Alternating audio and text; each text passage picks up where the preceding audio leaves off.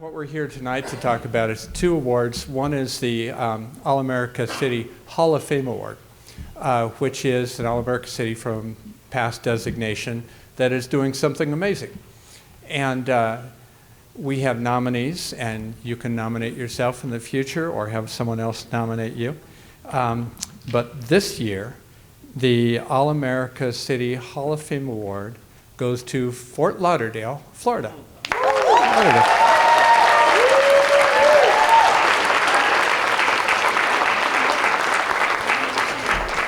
So Fort Lauderdale has won the All-America City Award several times, actually. And they're being recognized tonight as a Hall of Fame inductee for its collaborative engagement surrounding the establishment of the L.A. Lee YMCA Mizell Community Center in the city's oldest African-American community. And here to accept the award is Clarence Woods from the city of Fort Lauderdale.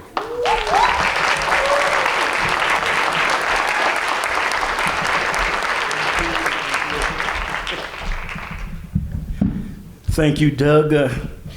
On behalf of the Board of Commissioners of the City of Fort Lauderdale Community Redevelopment Agencies, our board members are the 4 commissioners of the City of Fort Lauderdale, as well as the mayor.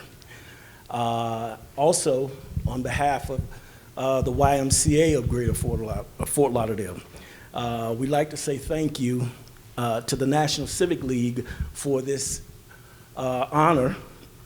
And I would be remiss if I didn't mention a gentleman who's here, Mr. Lee Feldman.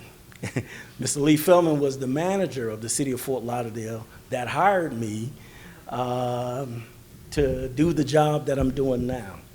So on behalf of the City of Fort Lauderdale, community redevelopment agencies, and the YMCA, and all of our community partners, we'd like to say thank you for this award. And awards like this are it's great to be able to receive this award. It's indicative of the work that went into building this particular development.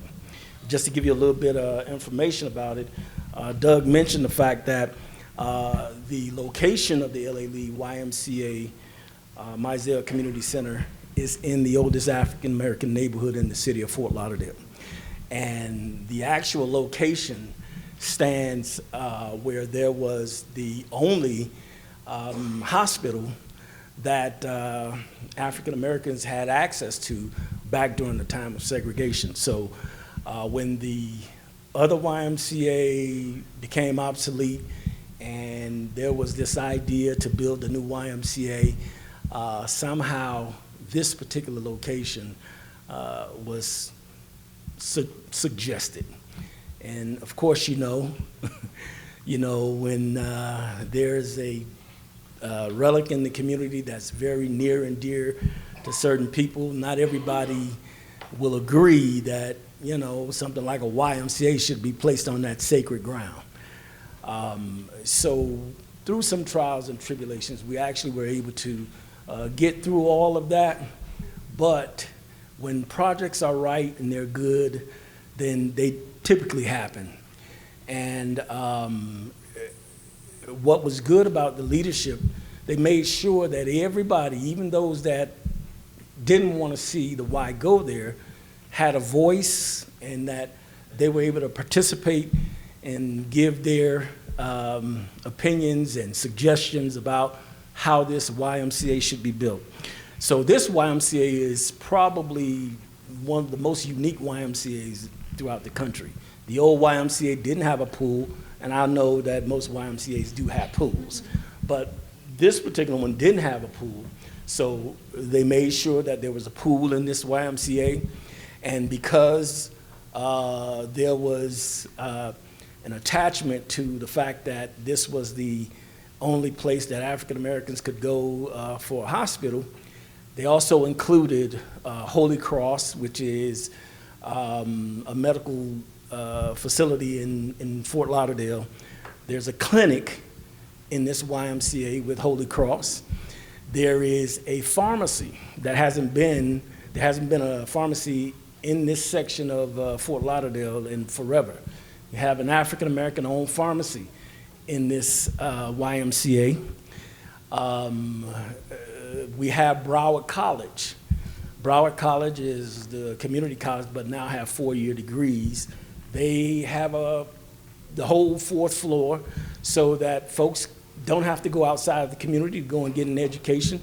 They can get 4-year degrees, certifications, and whatever else they can avail themselves to in the way of education. And the one last thing I'll mention is there's a black box theater also associated. There are many other things too, but I'm gonna try to make this short because I don't want you all to get anxious. There's a black box theater that have performances and plays and community space. And when they were doing the black box theater, again, they made sure that they invited everybody to come and be a part of putting this together. And on the outside of the black box theater, there's a silhouette of a little girl sitting watching TV in her family's living room. And when they had the ribbon cutting, they invited everybody in to, walk through the facility and see what it had to offer. One of my board members, Ms. Lorraine Mizell, who probably is a little over 70, somewhere around there, and please forgive me if she ever sees this, me trying to guess how old she is. She may be 70 plus. And she went over to the black box theater and she said, "That's me." A literal silhouette of her sitting in her family's living room watching TV. She recognized it and she said, "That's me." And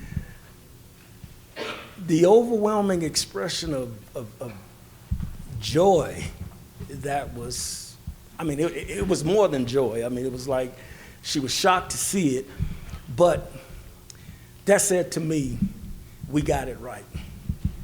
Because there was so much represented in that building that the community can say or claim that it's ours. It's not just a YMCA for people to come, because there are a lot of people coming from outside the community enjoying it because it's such a wonderful facility.